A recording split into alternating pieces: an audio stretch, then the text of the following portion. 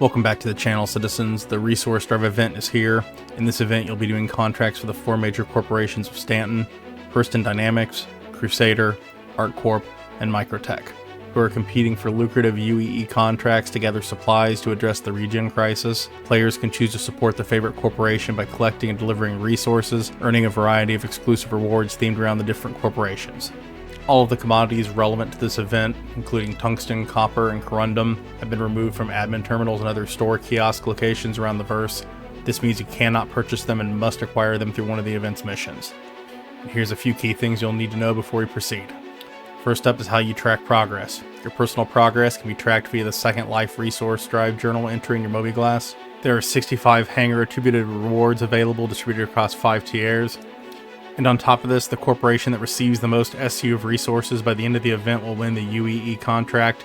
Anyone who reaches the Tier 5 reward bracket with that winning corporation will receive an additional set of Black Strata armor and a 5% discount on all items including ships at the winning corporation's landing zone. And on top of this, the station located at the Pyro Jump Gate within Stanton will be named after the winning corporation. And finally, during group play, SCU attribution and contract payments are split equally among all party members. Keep this in mind when grouping up. Currently, the event offers a variety of missions to suit different play styles. The first is hauling. These contracts require you to fly to a designated ground location to load cargo and deliver it to a low orbit station or main landing zone. And these currently come in small, medium, and large sizes. The large contracts have an approximate 8-minute cooldown timer, and it takes approximately 16 large hauls to reach Tier 5 with a chosen corporation. So if you want to complete all 4, you'll be doing 64 of these. There is also a Gather Materials Priority contract that is designed for players who prefer to mine, pirate, or collect materials via other means around the verse. Cargo missions are going to be the most accessible and consistent way to complete Resource Drive. However, if you encounter server or game stability issues that make cargo hauling unfeasible, the recover cargo or defend ship contracts are excellent alternatives for making event progress in the meantime. To maximize your progress through cargo running, you're going to need a specialized ship. First is the Argo Raft. It's a top choice due to its 192 SU capacity, which will fit the 180 SU large missions perfectly, and its wide open rear cargo grid and ship-mounted tractor beam that make loading and unloading exceptionally fast compared to other options. You can purchase the raft in-game at New Deal in Lorville for around 3.5 million Alpha UEC, or rent it for 71,000 Alpha UEC for a day. The next best option is going to be the C2 Hercules Starlifter. It's an excellent high-capacity alternative with a massive 696 SU cargo hold that can hold multiple missions at once. A key weakness is the lack of a ship-mounted tractor beam, but this can be circumvented by bringing a power suit, specifically the Argo Atlas, along for the ride. It is important to note though the raft will still be faster to load, but the C2 allows you to stack missions and avoid extra trips back to the station. However, anything that goes wrong could end up costing you more time, effort, and collected cargo. Another excellent option for high cargo capacity is the Anvil Asgard. It can fit approximately 300 SU off-grid, making it more than capable of doing large cargo hauls for the event.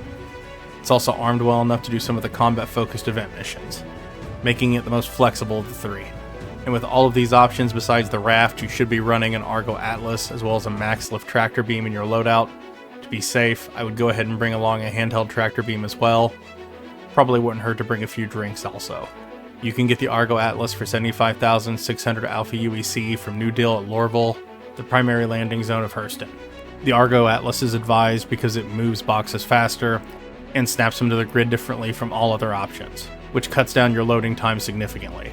A crucial detail about this event is that cargo is not locked to one corporation. You can collect cargo from a mission chain at a particular location, for example Microtech, and then transport it to a different location, say Hurston, to gain progress for that corporation. This allows you to leverage areas where freight elevators or other services are working more reliably, and on top of this, you can avoid the 8-minute cooldown on large hauling contracts using the following trick. Accept a large hauling contract normally and fly to the designated outpost to collect the cargo. Once the cargo is fully loaded onto your ship, cancel the active hauling mission in your MobiGlass. This will make the mission available again almost immediately. Accept that mission as many times as you need to fill the ship you're running. And once you have a full load, accept the Gather Materials Priority contract, which is intended for miners, pirates, and anyone who requires materials outside of the standard hauling contracts. However, these contract materials will still work for this. Using this strategy allows you to continually collect and deliver large amounts of cargo without waiting for cooldowns, dramatically increasing your efficiency. If you're looking for another way to maximize SU accruement, This method is perfect for fighter pilots who want to avoid combat and steal cargo directly in a quick, efficient fashion. You can do this with any one-seater ship like the Mustang Alpha. Practically any one-seater fighter should work.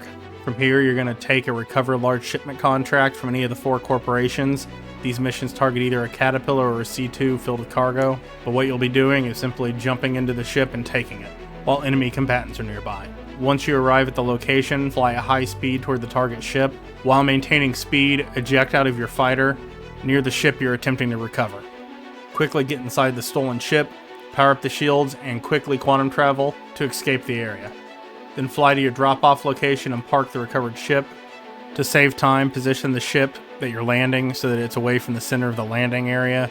This should allow your fighter to come up into the hangar without issue, and hopefully the captured ship will despawn when you leave.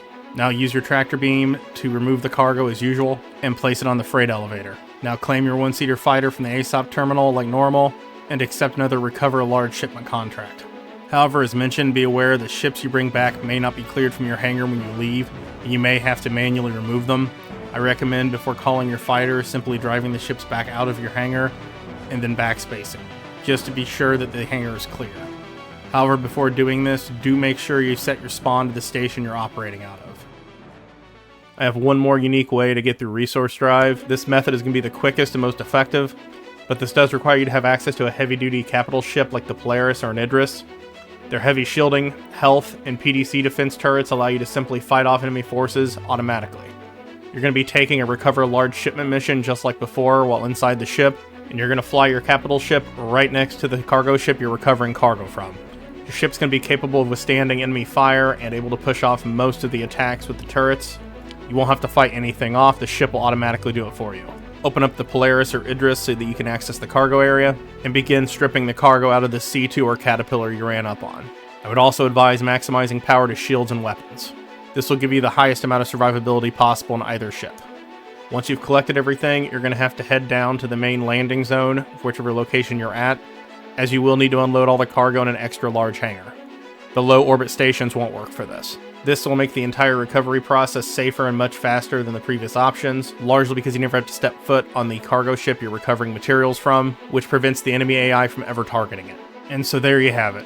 3 game-changing strategies to supercharge your progress during a resource drive. You can bypass that annoying cooldown using the Gather Materials priority contract and abandoning missions to fill your cargo ship more consistently. Second, if you're restricted to a fighter or a starter ship, you can use that small, fast ship to hijack the massive cargo vessels within the recover cargo missions without firing a single round.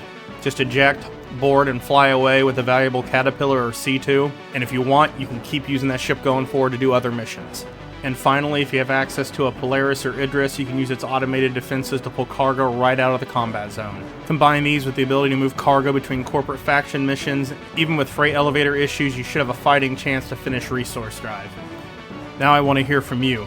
What's your go-to strategy for earning big in Star Citizen? Found any other tricks to progress faster? Let me know down in the comments. And that's a wrap. I hope this guide helps you navigate Resource Drive and all the challenges it's presented. If you found this information helpful, be sure to like this video, subscribe for more Star Citizen content, and as always, thanks for watching.